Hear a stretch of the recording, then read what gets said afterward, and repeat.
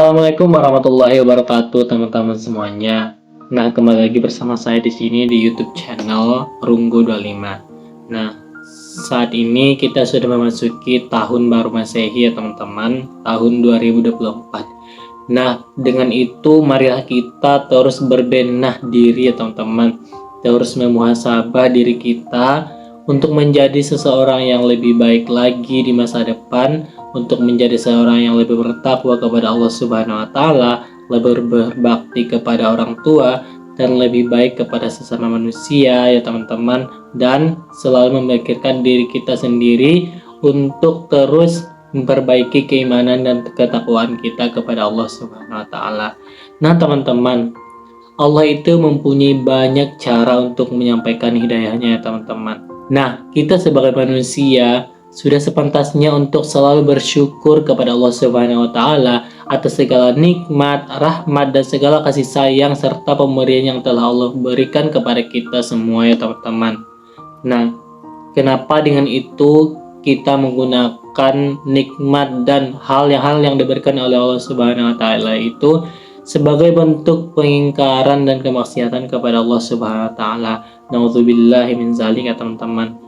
Nah, bayangkan teman-teman, apabila misalnya seandainya ya teman-teman, Allah Subhanahu wa taala mempunyai sifat yang sama dengan manusia, yang mudah kecewa, gampang marah, kemudian nanti mempunyai sifat-sifat yang lainnya yang buruk.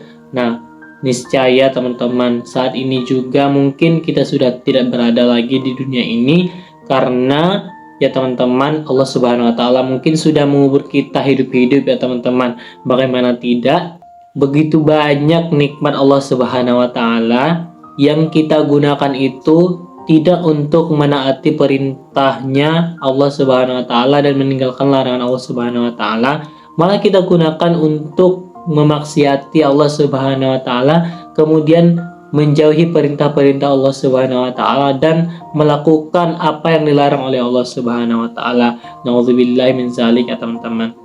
Nah, itu tadi bagaimana jika Allah Subhanahu wa taala bersifat seperti manusia, tetapi tidak teman-teman. Allah Subhanahu wa taala merupakan zat yang maha penyayang, zat yang maha pengampun, dan zat yang maha mengetahui, yang maha menerima taubat dari hambanya teman-teman. Allah terus memberikan peluang dan kesempatan kepada kita yang banyak dosa, yang banyak berbuat maksiat, dan banyak melakukan perbuatan-perbuatan yang dilarang oleh Allah Subhanahu wa taala, untuk terus bertobat kepada Allah Subhanahu wa taala dan meminta ampunan kepada Allah atas segala perbuatan-perbuatan yang telah kita lakukan selama ini teman-teman. Allah Subhanahu wa taala Maha Penyayang teman-teman, dan Maha mengetahui bagaimana sifat di dalam hati kita ini teman-teman. Allah Subhanahu wa taala akan terus mengampuni dosa-dosa yang telah kita lakukan ya teman-teman selama ini, selama kita mau bertaubat kepada Allah Subhanahu wa taala. Nah, dosa itu akan diampuni Allah Subhanahu wa taala kecuali orang yang kafir dan musyrik ya teman-teman.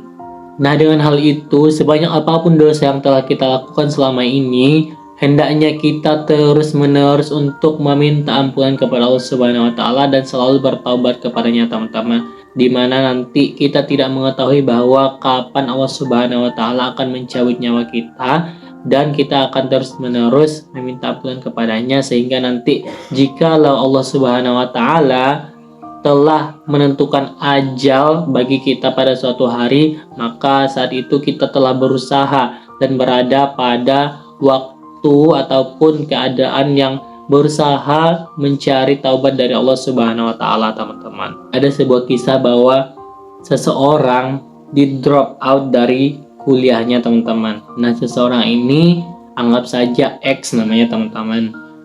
X ini berusia tidak lebih dari 25 tahun ya teman-teman. Katanya tadi dia di DO dari kuliahnya. Bagaimana tidak teman-teman, dia di DO karena segala perbuatan dan dosa besar hampir telah dilakukan teman-teman. Mulai dari mempersekutukan Allah Subhanahu wa taala, berjudi, mencuri perhiasan ibunya, sampai ia terlibat, terikat, dan terjerat narkoba jenis sabu dan jenis-jenis berbahaya lainnya teman-teman. Sesuai dengan pengakuannya, dia sudah melakukan hampir semua dosa besar ya teman-teman. Hari-harinya hanya diisi dengan perbuatan-perbuatan yang tidak bermanfaat dan sangat unfaedah ya teman-teman. Kongko-kongko dari kafe ke kafe, kemudian nanti diskotik, sampai kepada perjudian gelap, dan akhirnya dia mabuk-mabukan sampai tersungkur ke hal-hal yang tidak diinginkan ya teman-teman. Teman-teman ketahui bahwa si X ini adalah produk ya teman-teman, ataupun anak dari orang tua yang broken home, yang tidak memperhatikan perkembangan daripada anaknya teman-teman.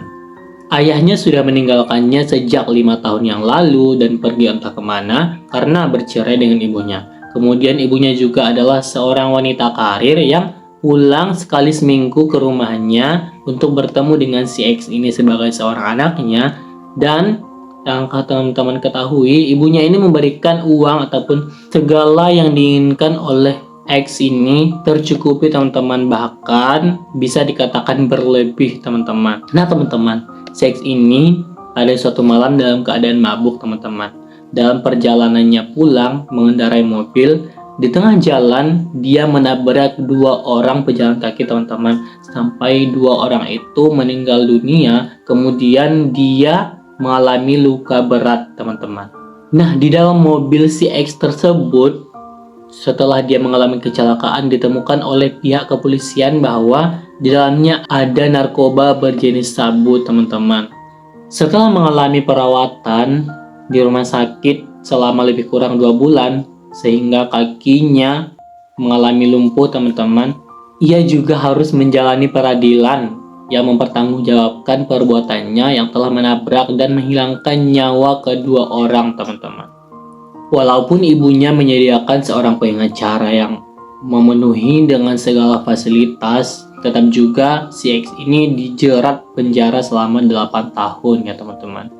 Bagaimana si X ini menjalani kehidupan dengan kakinya yang lumpuh dan menggunakan tongkat seumur hidupnya, kemudian nanti dengan hukuman jeratan penjara selama lebih kurang 8 tahun, bagaimana ia menghadapinya dalam kehidupannya teman-teman. Nah disinilah Allah Subhanahu wa Ta'ala memberikan hidayah kepadanya. Di saat dia berada di dalam jeruji besi yang berada di kantor kepolisian itu, nah disitu dia bertemu dengan seorang narapidana lainnya yang alim ya teman-teman.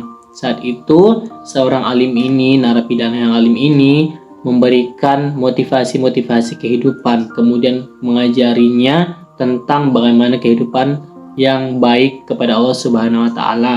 Karena narapidana ini telah insaf kepada Allah Subhanahu wa Ta'ala, hanya saja dia tinggal menyelesaikan hukumannya di dalam jeruji besi tersebut teman-teman. Teman-teman ketahui bahwa narapidana ini dia masuk ke penjara dikarenakan dia membela dirinya teman-teman, membela diri, keluarga dan hartanya dari 4 orang penjahat yang masuk ke dalam rumahnya teman-teman, sehingga terpaksa ia harus membunuh.